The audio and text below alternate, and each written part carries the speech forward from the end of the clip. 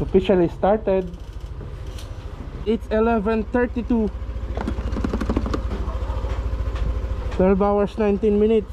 Let's go. Okay guys, dito kami ngayon sa Antipolo. Ayan, Shopwise Antipolo. It's 11:40. Maya update ko kayo pag di na madilim. Basta may mga arko, titigil tayo. Alright guys, eto na, monumento na tayo. Kanan na tayo dito, Pabulacan. Pagpasok namin ng Valenzuela City, eto may mga ginagawang daan, no? So, eto Valenzuela hanggang Bulacan, may mga roadworks talaga. So, ingat-ingat na lang, tsaka dahan-dahan lang kasi gabi yung biyahe natin. Okay? So, dire-diretso lang tayo hanggang sa makarating tayo ng Pampanga.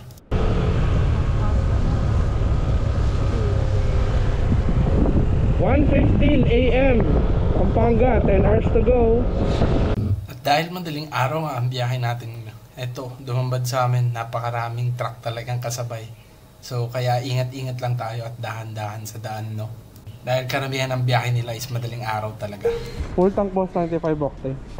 San Simon boss. San Simon, Pampanga. First gas namin, 260 pesos. So, from Antipolo yun, no? Hindi pa naman tayo talagang empty, pero nagpagas na tayo dito sa San Simon, Pampanga. It's 1:35 AM, 9 hours 48 minutes. Okay ka na? Okay, let's go. Santo Domingo, Mexico, Pampanga.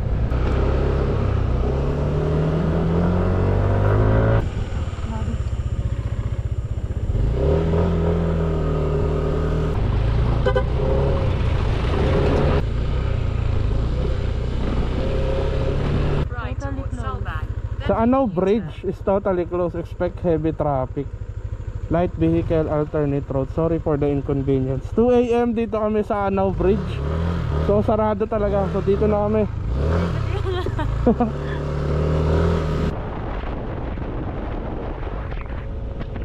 So pagkatapos na napakaraming roadworks at saka road close sa Pampanga, ito, nakarating kami ng Capas Tarlac, and dito na rin kami officially magpapahinga, no? Kasi may mahabang stretch pa papunta ng La Union. Alright guys, nandito kami ngayon sa Rosario, La Union. Alright, dito yung lagi naming stop over sa Shell. Ayan, Shell La Union na to. Ito yung parang packet ka na ng Baguio. Isang oras na lang ata mula dito. Pero yung mapa natin guys, 7 hours pa, papagod po, alright. Guys, update ko kayo, ano na ngayon, 4:30 AM, mag-alas 5 na. So later, update namin kayo. Yun, 360 guys, 5.4 liters. Rosario La Union, tama boss? Rosario La Union, no?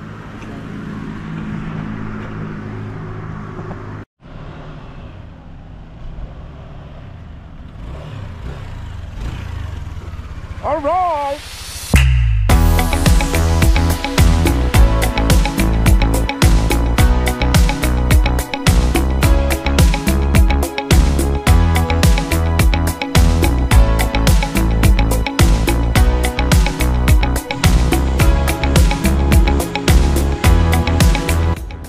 Good morning! 6:52 AM. Dito kami sa Binalawan ba to? Binaulan? Balawan? Balawan, La Union pa rin. 5 hours 22 minutes to go.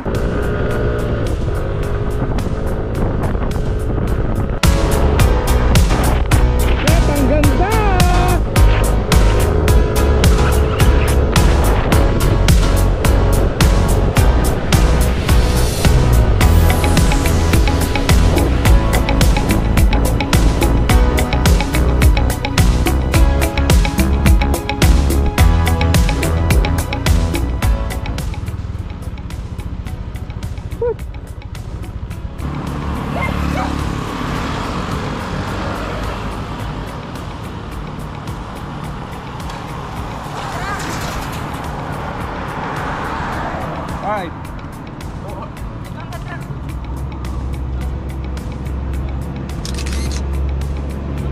guys, so 24 minutes picturean lang kami kasi first time namin dito eh.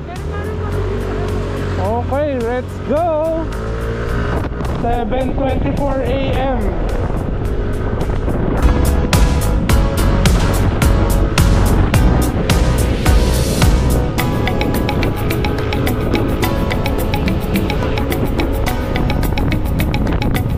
(8:07) guys, dito kami sa Candon. Magkakape lang kami dito sa McDo. May 4 hours and 30 minutes pa tayo. Mga 10 minutes pahinga lang tayo dito.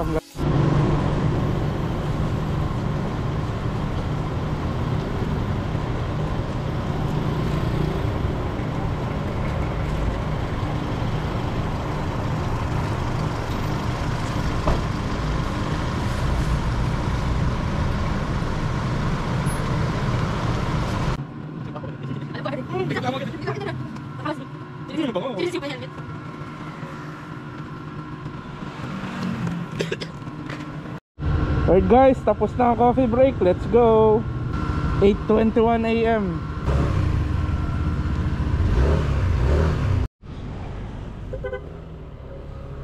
Pagdating namin dito sa Santiago, Ilocos Sur, no? So, bumungad sa amin na napakagandang tanawin ng dagat. Dito parang nakaka-relax. Kaya dahan-dahan lang kami dito.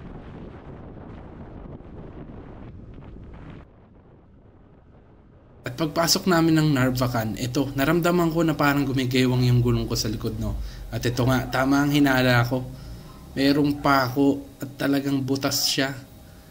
Ayan, meron naman tayong sealant, no? So guys, napaka-importante sa biyahe na meron kang sealant, lalo na pag malalayo. Siyempre, para iwas aberya, diba? At tuloy-tuloy ang biyahe. And salamat nga pala dito kay Kuya. Shoutout sa iyo, Kuya, sa pagtanggal ng pako. Alright?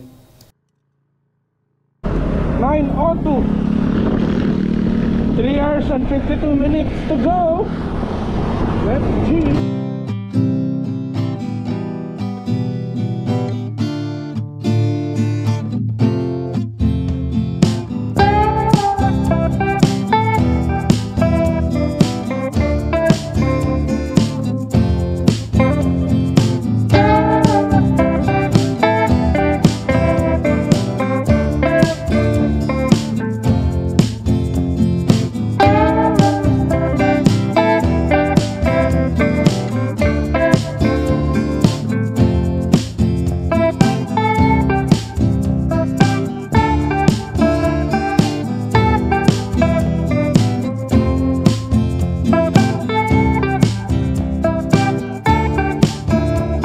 Guys, ito na yung Calle Crisologo. Ito na mismo yun? Oo. Ayun, no, motorized vehicle, no entry.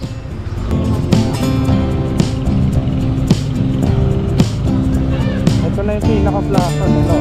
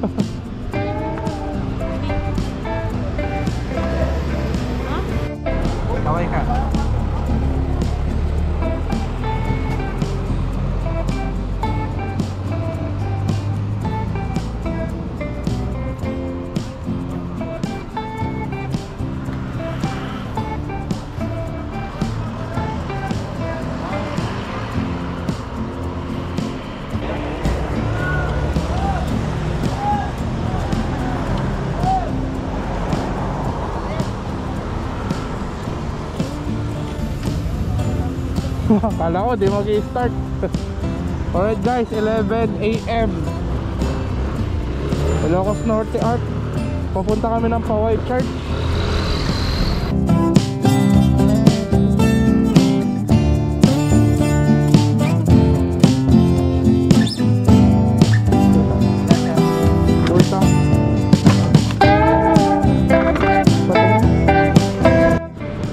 $270, 4.5 liters. Ayan o, ganda naman tayo.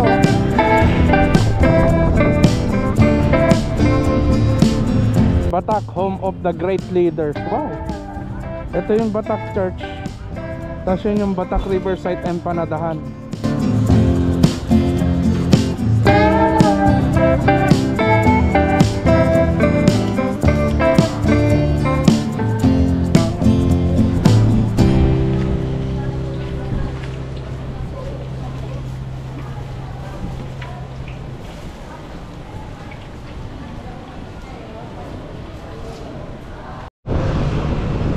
Okay guys, 12 noon, 12 ng tanghali. Papunta na kami ng Paway Church.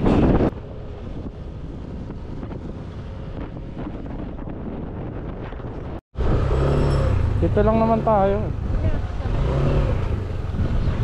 So Take the next left onto Marcos Avenue. Siya mag-jump shot, baby.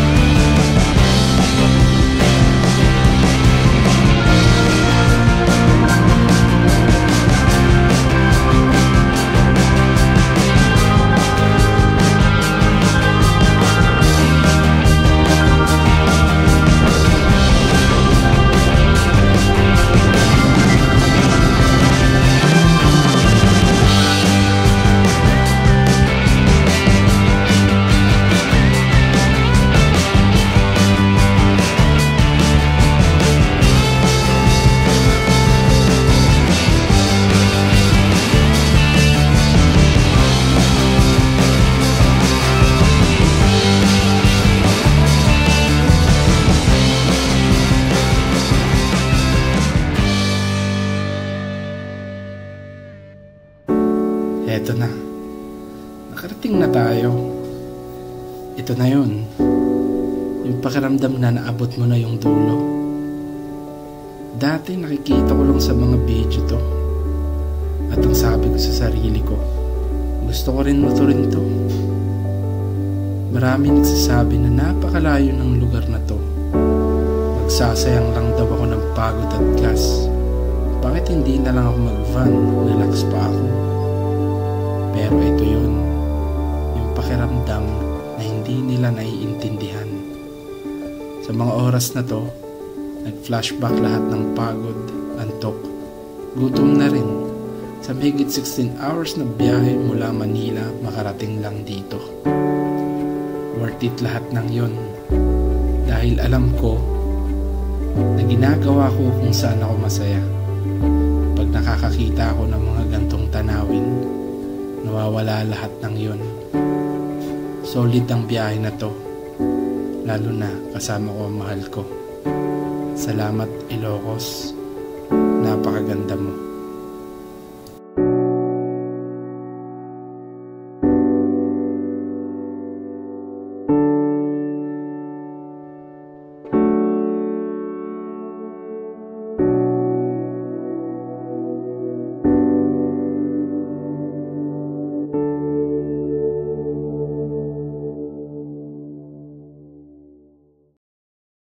Alright guys, so hindi pa tayo tapos. Papunta tayo ngayon ng South Beach. So 30 minutes from Patapat Viaduct papunta dito. Pabalik to guys ha.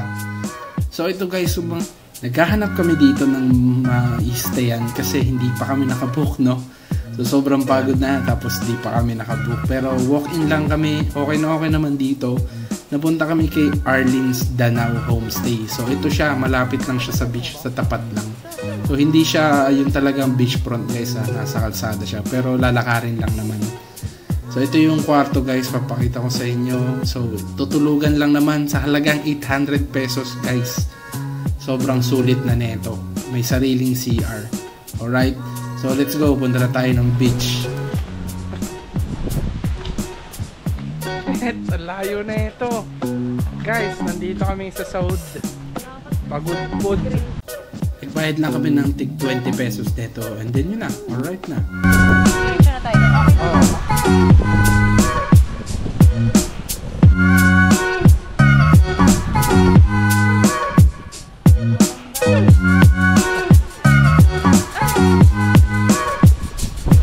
Ay, ang ganda, ang pinumin oh.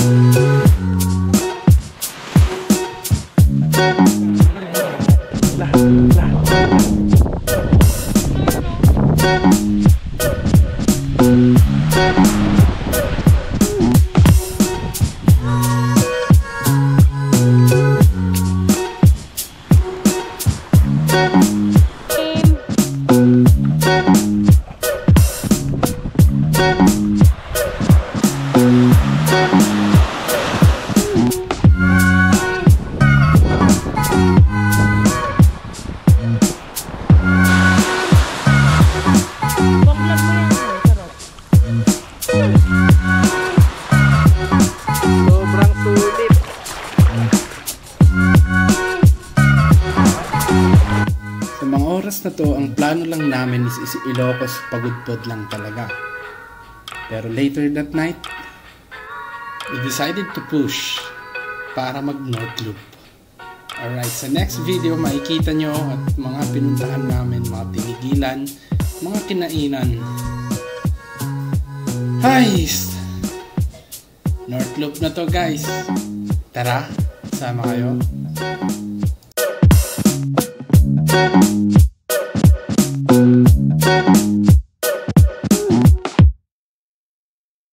Susunod sa ating video, eto na, North Loop na to guys.